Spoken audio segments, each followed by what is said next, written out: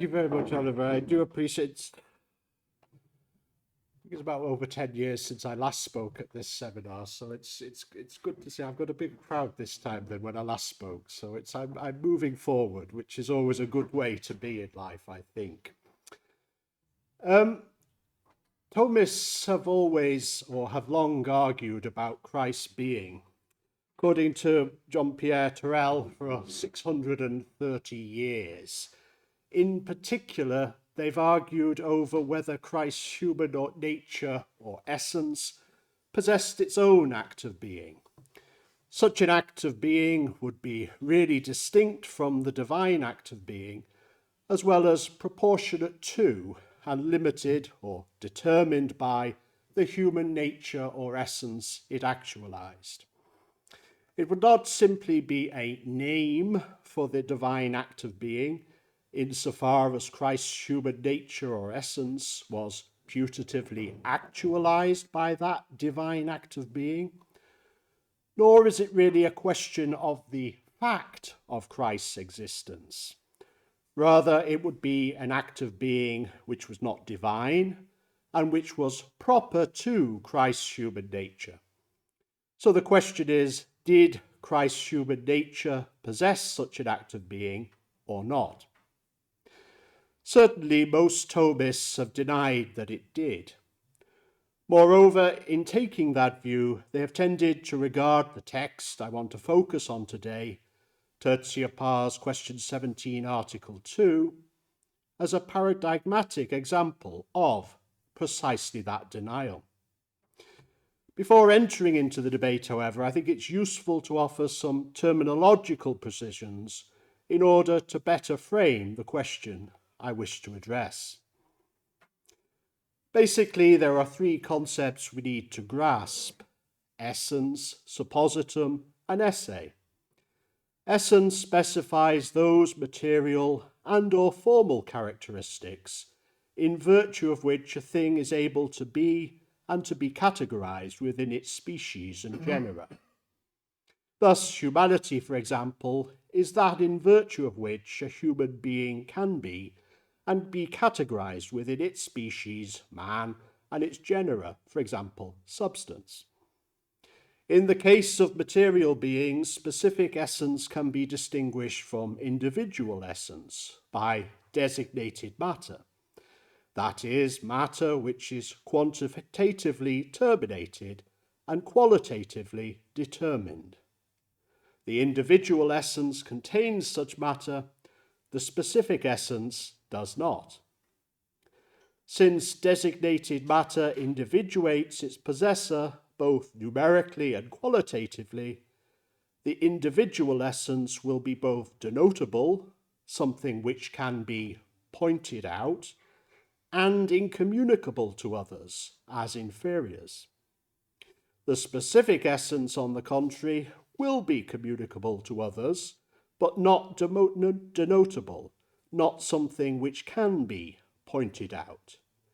In the case of a human being, the specific essence will consist of a rational soul and body taken in common, whilst the individual essence will consist of a particular rational soul and a particular body.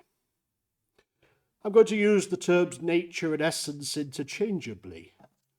Doing so is in line with Aquinas' Christological practice, as well as with convention in the secondary literature. I'll call a suppositum that which exists through itself and in itself, and thus can support accidents, including actions. And I will call a suppositum with a rational nature a person. I'll translate esse as act of being, and unless I indicate other ways, always means substantial rather than accidental act of being. I'll use the term one esse to refer to the view which denied Christ's human nature possessed a proper act of being, and the term two esse to refer to the view which affirmed that Christ's human nature possessed such a proper act of being. With these precisions in hand, the question I want to explore is whether Summa Theologiae, Tertia Pars, Question 17, Article 2, is consistent with a 2SA view? Or, to put it another way, does it allow a proper being for Christ's human nature? I'm going to start by outlining how the problem of Christ's being emerges in the Thomistic tradition. Then I'll discuss how a 2SA account deals with the problems that emerge from that. Third, I'll discuss three sets of problems which I think any account of Christ's being should be able to deal with, and I'll argue that a 2SA account deals with them better than a 1SA account. It's worth acknowledging at the outset that a significant majority of Thomists would deny that the Tertia Pars text, question 17, article 2, was consistent with or allowed for a proper being for Christ's human nature. Garrigou-Lagrange put the objection forward clearly when he remarked in his commentary on the Tertia Pars, if there were two substantial existences in Christ, there would therefore be two beings.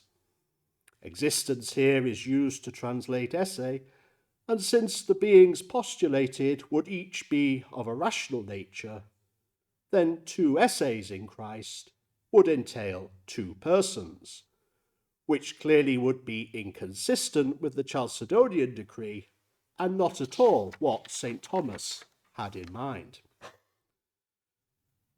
The objection to a proper being for Christ's human nature had its remote origin in Aquinas' reading of Chalcedon, the central claim of which, at least as Aquinas understood it, was that Christ was one person with a divine nature and a human nature, fully human and fully divine. Now, one of the quirks of this reading, and it was by no means unique to Aquinas, was that it committed believers to holding that Christ possessed all the essential attributes of a human person without also being a human person. Hence, if we note that it's the Word, the Logos, which became incarnate, that the Word is a divine person, and that there's no change in God through the incarnation, all claims which Aquinas would have accepted, these claims then, together with the Decree's claim that the union comes together in a single person, they entail that the person in which the hypostatic union is made is a divine person. But if that is true, and the union is made in one person, then it will also be true that Christ cannot be a human person, since if he were, then there would be two persons in Christ, and Nestorianism would be true.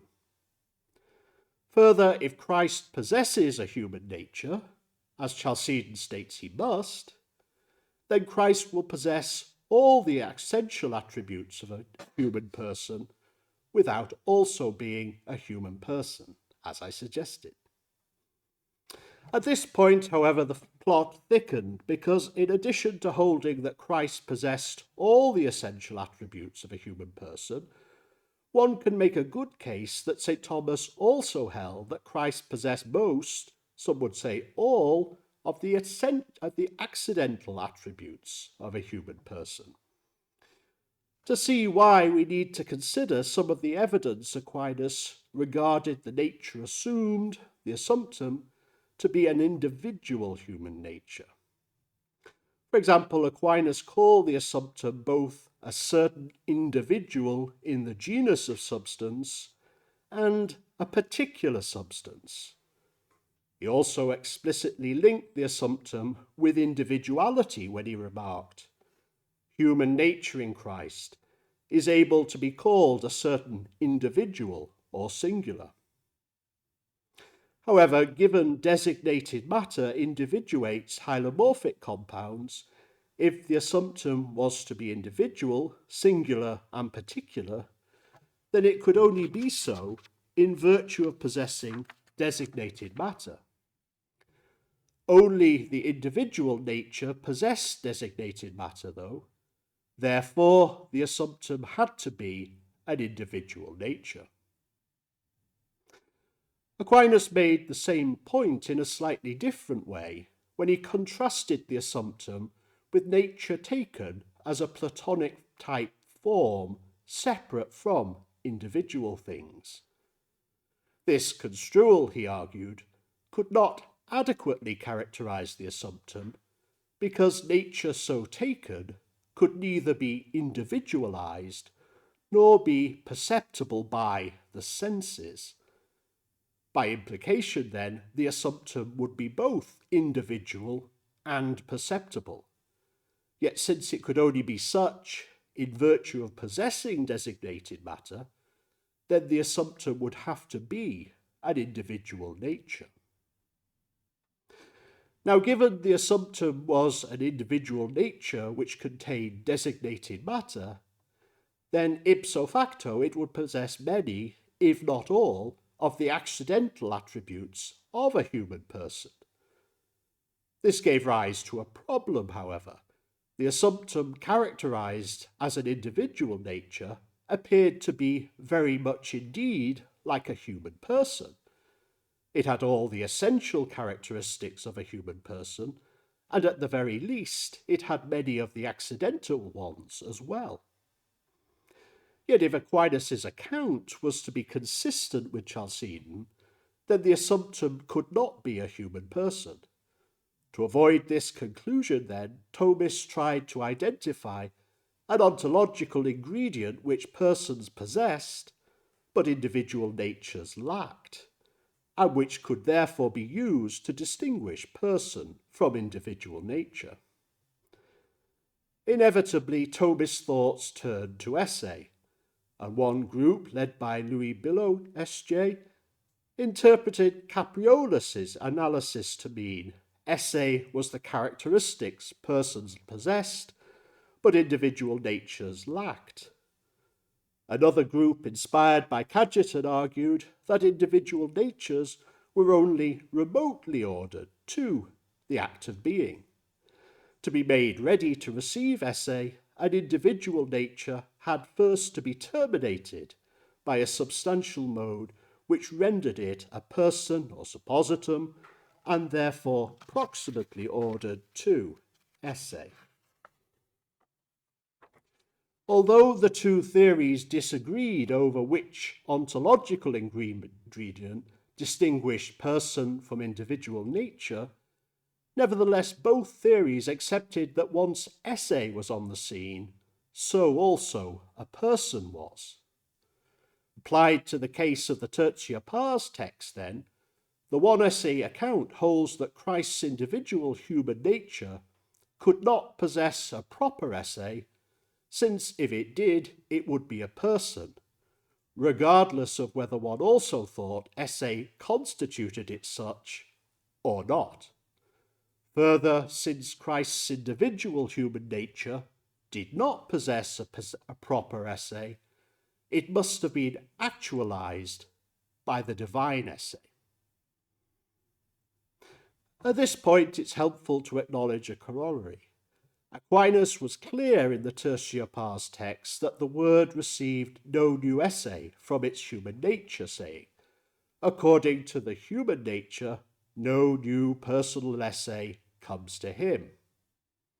The one esse account could accommodate this claim by arguing that if Christ's human nature did not possess a proper esse, then it could not contribute any esse to the divine person, the Word, whose human nature it was. In effect, on the one esse account, the word's lack of new personal esse follows from the assumptum's lack of a proper esse. The assumptum cannot give what it does not have.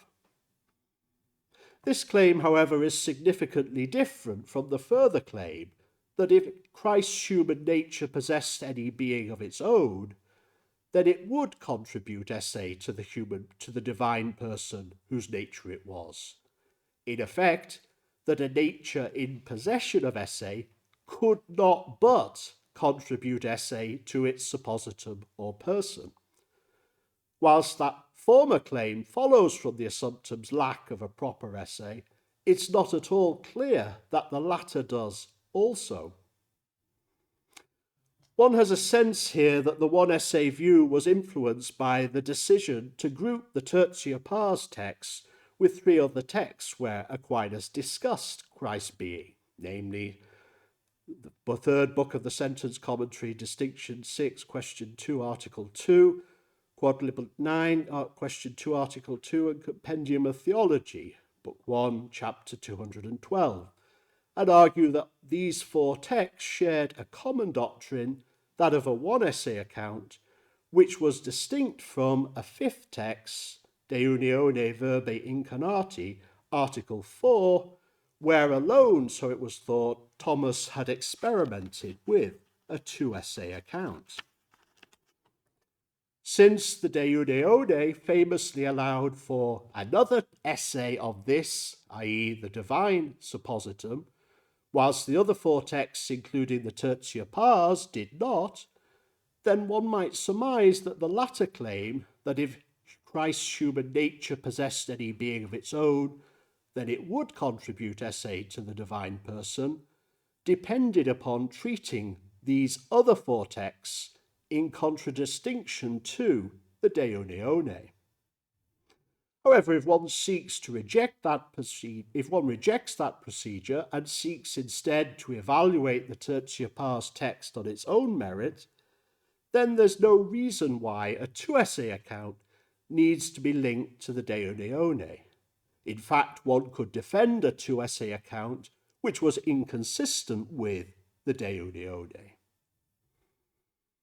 Thus far, then, we've seen that in order to be credible, a two-essay account of the Tertia Pars text would need to explain first how an individual nature can possess a proper essay without also being a human person, and second, why such an individual nature would not contribute essay to the divine person whose nature it was. At the same time, and perhaps obviously, the resulting interpretation also has to be consistent with the texts of the Tertia Pars. So let's have a look at why one might think the individual nature can possess essay, yet not also be a human person. Such an account can be derived, I think, from an analysis of the principles Aquinas employed to determine the criteria for assumption into the unity of a divine person, or to put it in a slightly less cumbersome way, for Chalcedon consistent assumption.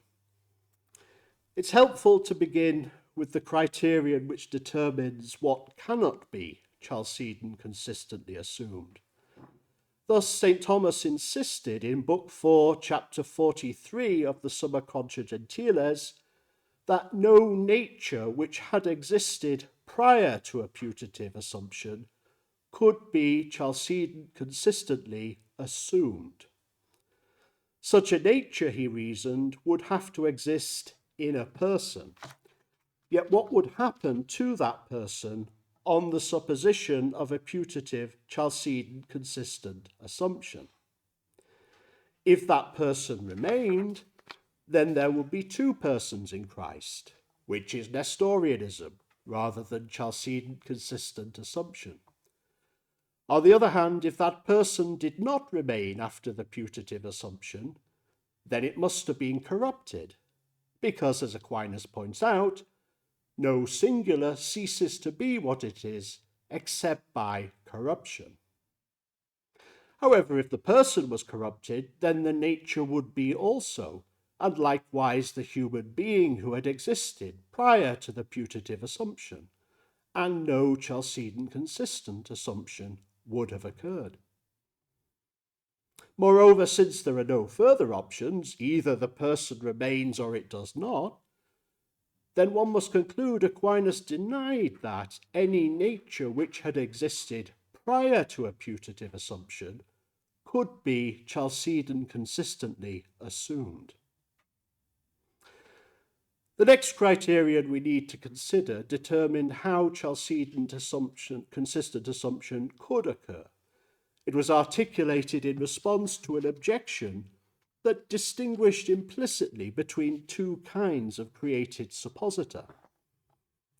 Angelic persons which were, Aquinas said, complete in their personality from the moment of their creation, and what we might call non-angelic supposita, which, Aquinas implied, were not complete in their personality from the moment of their creation. The foundation of the distinction was that angelic persons were not subject to generation or corruption, whereas by implication non-angelic supposita were, and the consequence of this distinction, so the objection went, was that angelic persons were not Chalcedon consistent assumable, whereas it was implied non-angelic supposita were. Aquinas never explicitly identified the non-angelic supposita in question, but given the discussion occurred in an article addressing whether human nature was more assumable than any other nature, we can infer that he was distinguishing angelic persons from human persons. The criterion itself he produced, God is able, by producing a new angelic nature, to join it to himself in the unity of person, that criterion supported such an interpretation because it turned out to be applicable both to angelic and to human natures. What Aquinas appeared to have in mind was that God, by creating a new nature, could assume it into the unity of a divine person and thereby impede the principle or principles of that nature, causing its proper personality. Yet that could apply indifferently to angelic and human natures alike. Moreover, since there was nothing which pre-existed such an assumption, nothing would be corrupted, and therefore the criterion would be consistent with the previous one. On this view, then, natures could be Chalcedon consistently assumed only at the moment of their creation, which moment would have to be logically prior to their principles causing their proper personality. However, Aquinas' distinction between the capacity of angelic and human natures for Chalcedon consistent assumption led to a refinement of the theory which is important for our concern. That distinction depended upon the latter being subject to generation or corruption, and hence not being complete in their personality from the moment of their creation. We might surmise that Aquinas drew this distinction because in the natural generation of human beings, at least as he understood it with his scientific knowledge at that time, in that generation, the body was successively formed and disposed for the soul. That is, the complexity of the body increased successively as it was informed by a series of transient, substantial forms, the culmination of which was the body's disposition to receive a rational soul, its permanent and abiding substantial form. At that point, the body would be a human being complete in its personality, and therefore no longer apt for Chalcedon consistent assumption. Prior to that, however, the body would not be informed by a rational soul, it would not be complete in its personality, it would be apt for Chalcedon consistent assumption, therefore. If it was not, then it's hard to see why Aquinas went to the trouble of distinguishing the Chalcedon consistent assumability of angelic and human natures. What made the pre-rational human body, the embryo, Chalcedon consistent assumable, though? Well, it's certainly not esse. The embryo possessed matter and form, and clearly it existed. It would be arbitrary in the extreme to deny that it possessed esse. So we can't maintain the simple absence and presence of esse explains why the embryo can, and a human person can't, be Chalcedon consistently assumed. Perhaps, though, one might wish to defend esse on the grounds the embryo was an exceptional case because it was imperfect. There's some textual evidence in support of this. In De Potentia Dei, for example, Aquinas says, before the embryo receives the rational soul, it is not a perfect being, but is on the way to perfection, and therefore it is not in a genus or a species except by reduction, just as the incomplete is reduced to the genus or species of the complete. So given the embryo is imperfect, and its perfection consists in receiving a rational soul so that it can become a human person, one might suggest that the embryo's imperfection vis-à-vis a human person could account for its Chalcedon consistent assumability.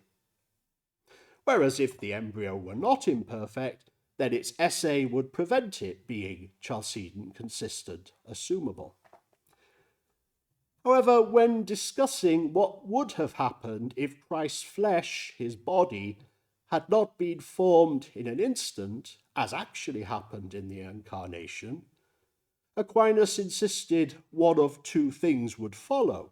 Quote, either which was assumed was not yet flesh, or the flesh was conceived before it was assumed.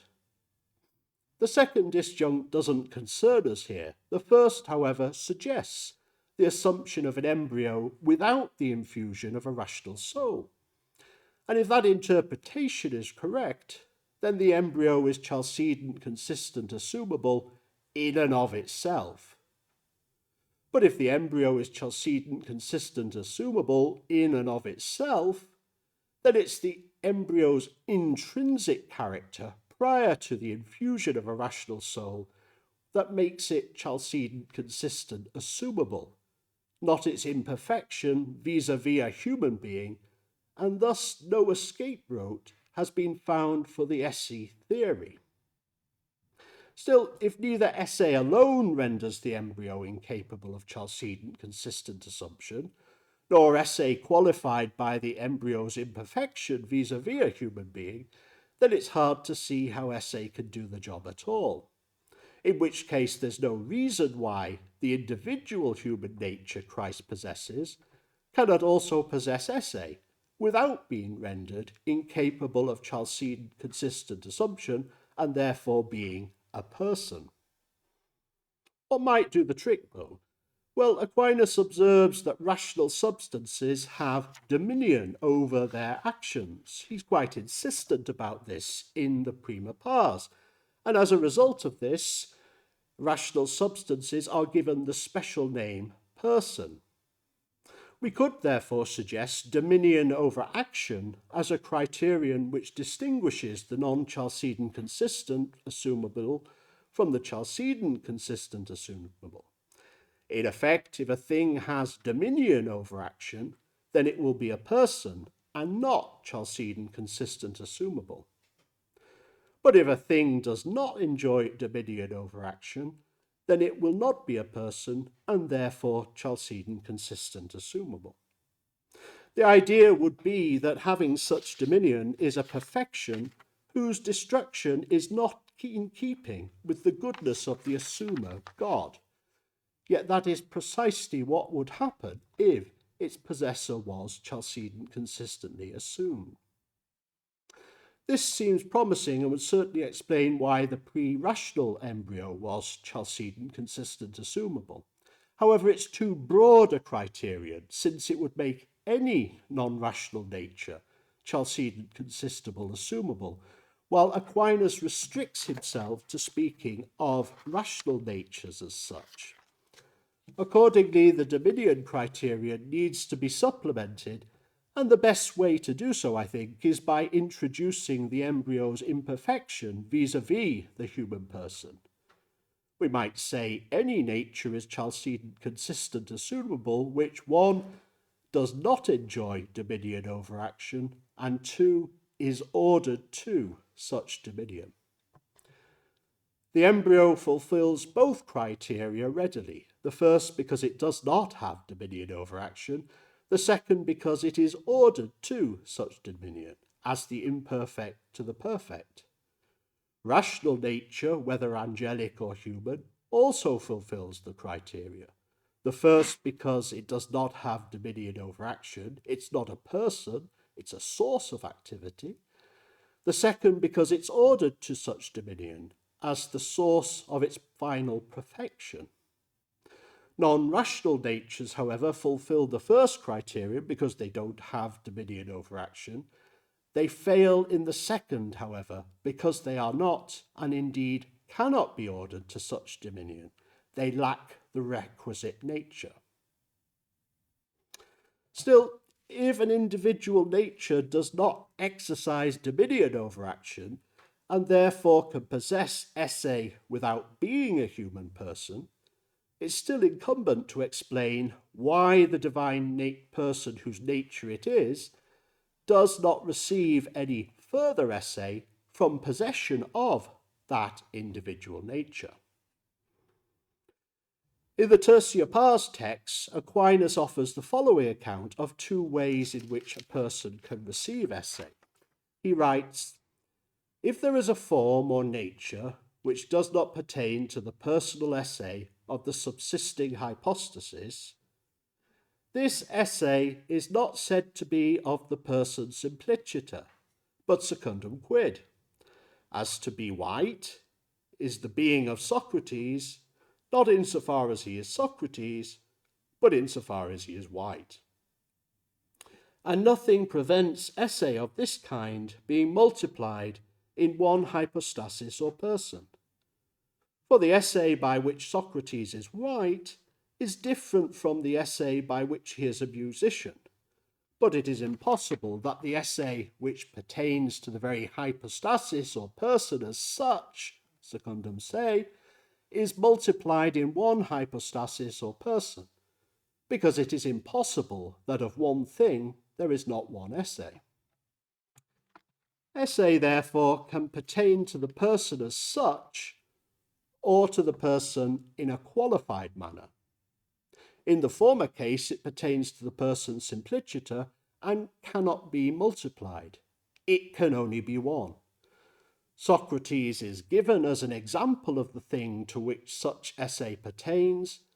However, since Socrates is a person, and a person is a special type of substance, we can say that at the level of created beings, personal esse and substantial esse refer to the same esse, that in virtue of which Socrates exists simpliciter.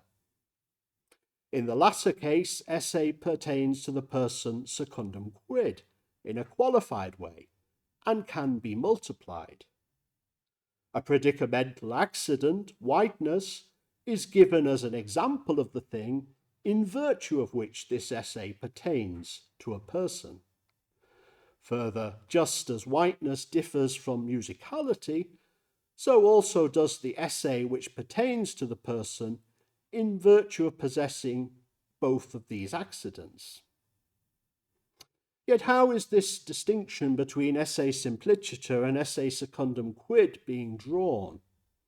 It's worth noting here that the distinction is intended to illustrate the relationship between Christ's human nature and any putative esse the word might receive in virtue of that human nature. Since Christ's human nature is not an accident, however, we can't really gloss the distinction in terms of substance and accident. Something else will be necessary, and the most obvious explanation is in terms of essences. That is, take Socrates and ask, what is he? The answer is a human being. Since we want a universal claim, we have to focus on what's common to human beings specifically. Thus, we can say the personal esse of Socrates will be that esse which is common to all human beings and only to human beings. Since whiteness does not satisfy this criterion, there are white cats, for example, then white esse will be esse secundum quid in relation to a person. How might we apply this to a divine person? Well, again, the focus is on what's common to them, in which case the personal esse of the word will be that esse which is common to all the divine persons and only to divine persons. What is not common to divine persons and only divine persons will be esse secundum quid. Does that mean any putative esse the word might receive in virtue of Christ's human nature would have to be esse secundum quid? That, in effect, is the solution in the Deo Neone. I'm not convinced. The divine esse is identical to the divine essence. The divine essence is infinite, and therefore the divine esse is infinite. Nothing could add esse to the divine esse because first, that esse is infinite and more cannot be added to it. Second, the divine esse is participated by all creatures in something, in some degree of likeness, and therefore any esse a subsistent might possess is already contained within the divine esse, at least virtually. Therefore, as long as the esse of Christ's human nature is the same as that a human person would have had, then there's no reason to think the word who possesses that human nature will thereby acquire new esse. Nor need this mean that Christ's individual nature becomes part of Christ's divine nature, and Aquinas' position collapses into monophysitism. In the Tertia Pars text, Aquinas draws an analogy between the way in which parts such as the head, hands, and eyes relate to the person of Socrates, and the way Christ's individual human nature relates to the divine word. In his commentary on Boethius's De Trinitate, however, Aquinas argues that fingers, feet, hands, and other such parts which are essentially the same as the parts which Aquinas was discussing in the Tertia Pars text, these parts in the Boethius commentary are not parts of the definition or the essence of a human being, but rather, Aquinas says, are material parts which depend upon the definition of man. So they're not parts of the essence, they're just material parts that depend upon the definition of a human being. Yet if material parts are not parts of an essence in the natural order, then there's even less reason to think they are parts of an essence in the supernatural order. And being a material part of a divine person, then, Christ's individual human nature will not be part of the divine essence. We might say that the divine essence as imitable explains why the divine person receives no new esse from Christ's individual human nature, whilst the characterization of Christ's individual human nature as a material part explains why that nature does not become part of the divine essence, and thereby rendering Aquinas a monophysite. At this point, it's helpful to look at the contrast Aquinas draws between nature and hypostasis, or as I prefer, suppositum, in the Tertia Pars text. As Aquinas says, and I quote, "Now esse pertains both to the nature and to the hypostasis. To the hypostasis as that which has esse, id quod habet esse, and to the nature as that by which something has esse, id quo aliquid habet esse. For nature is signified through the manner of a form which is called a being from this, that by it something is, as by whiteness something is white, and by humanity something is human." The contrast Aquinas draws is between the suppositum or hypostasis as that which has esse and nature as that by which something has esse. In other words, between something which has esse and something by which a thing has esse. From here, however, it's relatively tempting to argue that nature cannot be the subject of essay, only suppositor can, and that therefore Christ's human nature cannot possess a proper essay of its own. I'm not convinced of this because there's a terminological shift which occurs in Aquinas' account of natures between the De Ente et Essentia and the Summa Theologiae. In the De Ente et Essentia, Aquinas distinguished between the essence of a species considered as a whole and the essence of a species considered as a part. In each case, one was dealing with the same essence, though. It was just that when taken as a whole, the essence was considered as determinable by accidents, but when taken as a part, it was not. Father Lawrence Dwan, a former speaker at this seminar, has noted, however, that as Aquinas' career developed, he tended to restrict his use of essence to the essence of a species considered as a part, in distinction from the suppositum. One unfortunate consequence of this is that when combined with Aquinas' teaching on the real distinction between nature and suppositum, the terms of that distinction tend to be construed as between essence considered as one part of the suppositum and the suppositum as the whole. In effect, the suppositum became what the essence considered as the whole had been previously. Applied to the tertia pars text, then, if we read essence considered as a whole in place of suppositum or hypostasis, then there will no longer be any need to regard the essence as incapable of possessing a proper essay of its own. Moreover, since essence as a whole and essence as a part are just ways of considering the essence, then if essence as a part has essay, so does essence as a whole. Indeed, it's the same essay, same essence, same essay.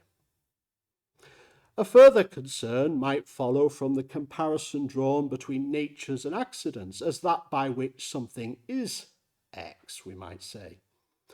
The essence so taken can end up being treated as an accident, having no essay of its own, but merely acting as that in virtue of which a suppositum had such and such essay. Yet this is problematic. If supposita are just essences considered as a whole, then it will not make any sense to say the essence considered as a part has no essay of its own. But the essence considered as a whole does. It's the same essence in each case. Further, the essence is not an accident, it's a substance. We can treat it like an accident in some respect, we can consider it, but that's just a way of considering it. It's not a way it is. Finally, in an ordinary human person, individual nature is a person because it has essay and is complete in its personality. One can speak of the essence considered as a part in relation to the person which the individual nation is. A further level of complexity is added in the incarnation, though. There, the person which the essence considered as a part is in relation to is a divine person with an individual human nature as its material part. So we have to be careful in comparing the two and not losing sight of that further complication. So what about the relative merits of the two theories? Well, I want to consider three problems which I think any account of Christ's being ought to be able to deal with. The first concerns the logical priority of person or nature, the second concerns the essay of relation, and the third considers the ability of divine essay to render Christ's human nature actual. In regard to the problem of the logical priority of person or nature, it seems clear to me that nature should have logical priority. Hence, given Aquinas, as is well known, followed Boethius and defined person, at least taken generally, as an individual substance of a rational nature, as he put it in question 29 in the Prima Pars, then one can infer that nature was logically prior to person in two ways. First, insofar as the thing which is a person must be in the genus of substance. Second, insofar as the thing which is a person must possess a rational nature. Whatever else a thing might be, if it's neither in the genus of substance nor in possession of a rational nature, then it will not be a person. To that extent, then, being in the genus of substance and being in possession of a rational nature are logically prior to being a person. Yet since a thing is in the genus of substance and in possession of a rational nature, in virtue of its essence, whilst essences, as we've seen, are synonymous with natures, then nature will be prior to person in the two ways thus identified. At this point, though, we need to consider the said contra of the Tertia Pars text. It says, quote, each thing, insofar as it's called a being, ens, is called one, because oneness, unity, and being are convertible. If, therefore, there were two essays in Christ and not one only, Christ would be two and not one. Now, given what Aquinas has said in the said contra, one might expect that he would simply deny Christ's human nature could possess any essay. After all, if Christ's human nature did not possess any essay, then there would be no chance of Christ being two, not one. That's not quite how Aquinas reasons, though. Instead, he argues that those things which pertain to Christ's natures are two, whilst those which pertain to Christ's person are one. Esse, however, pertains both to person and nature, to the hypostasis as to that which has esse, to the nature, however, as that by which something has esse. With Aquinas attributing esse to the nature, however, no matter how attenuated an entity one regards that nature to be, the only way a one esse account can explain that esse is by maintaining it's derived in some way from the divine esse of the Word. Doing so, however, has a significant impact on the logical priority of nature to person. If nature depends upon the esse of the person, how could nature be logically prior to person? Perhaps, though, the one esse account would want to respond by saying Christ's human nature is a special case, a unique case, in fact. Well, it is. As such, it might depend upon the Word for its esse because the Word is already constituted a person prior to its human nature. And that's certainly true. Two things could be said in response, though. First, it's not easy or obvious to construe Aquinas' claim that esse pertains both to person and nature as just a claim about the unique situation of Christ. Anyone who wishes to defend Aquinas as a moderate realist, for example, has reason to say something along those lines. It's much more plausible, I think, to read the claim as the application of a general point to a specific issue. Second, Aquinas insists that the assumptum does not lack proper personality on account of a defect of something which pertains to the perfection of human nature. He says that in question 4, the Tertia Pars. Yet if that were the case, even if one thought Aquinas' claim about esse only applied to the unique situation of Christ, then one would still have to choose between the lack of defect claim and the logical priority of nature to person claim. If there's good reason to think nature is logically prior to person, but esse only pertains to Christ's human nature in virtue of the divine person, then Christ's human nature will not be doing something specifying esse which it ought to be doing. As a result, then, Christ's human nature will lack proper personality on account of a defect. However, can the two-essay account deal with the problem any better? Well, in virtue of attributing a proper essay to Christ's human nature, it will be able to maintain the twofold logical priority of nature to person in all persons. Yet that leads to a question of how it maintains the divine person's unity of essay. After all, if you're going to attribute essay to the Christ's human nature, whereas Aquinas insists in every text he discusses it that there's only one essay in Christ, one needs to have some explanation of how one can hold those two things together. It seems to me that the two-essay account will want to say that the divine person, the Word, becomes the person of a thing which is a man. It does so in virtue of assuming an individual human nature into the unity of its person.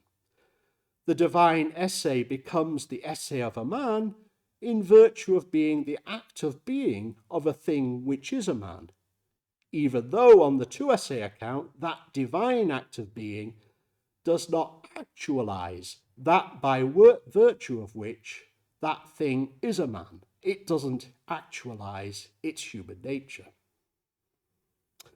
The next problem I want to address concerns the essay Christ's human nature possessed in virtue of the hypostatic union. Aquinas described the hypostatic union as a certain relation which is considered between the divine and human nature, which come together in the one person of the Son of God. Because the hypostatic union began in time, this relation was created. Or I think, to put it more precisely, it's concreated. It was also real, because first it adhered in a real subject, Christ's human nature, which itself was created, a certain creature, Aquinas tells us. Second, it had a real foundation in its subject. And third, it had a real term, the person of the Word. However, like any relation in Aquinas' theory between a creature and God, the relation which the hypostatic union was is a mixed relation. That is, it's real only in the creature, but of reasoning God. Given the relation's character, concreated and real, it's hardly surprising Aquinas linked it to a proper created essay, a relational essay, which its subject, Christ's human nature, possessed in virtue of this relation inhering in it. Hence Aquinas remarked that the essay of relation depends upon its subject, and because such a union does not have real essay except in a created nature, it follows that it has created essay. At this point, though, we need to ask how a one-essay account explains the created essay of this relation. That relation depends upon its subject, Christ's human nature, which, as we've said, is created. Yet according to the one-essay account, Christ's human nature will not possess any proper essay. Its only essay will be the divine essay of the Word. This gives rise to two difficulties. How can the divine essay render Christ's human nature a created nature? Second, even if it can, how can that divine essay account for the relation's created essay? The first has been discussed a very great deal indeed by Thomas, so I suggest we set it aside.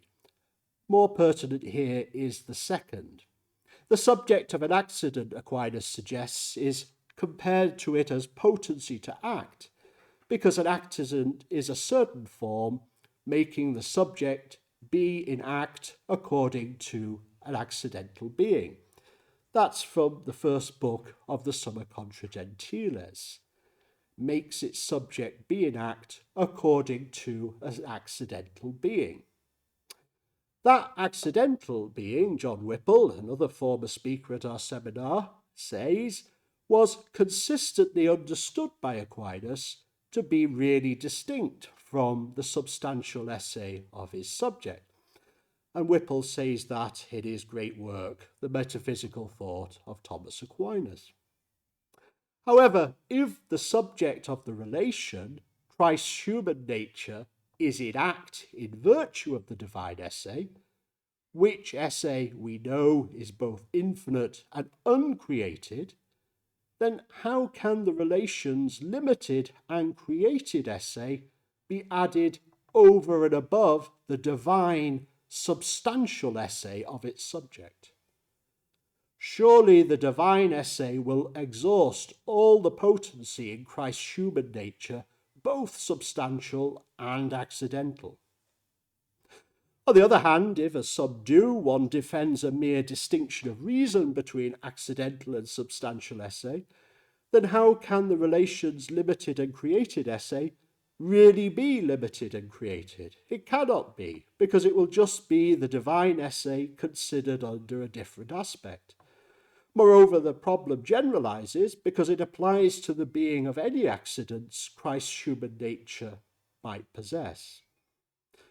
A two-esse account doesn't face this problem, however, because it admits a proper esse for Christ's human nature.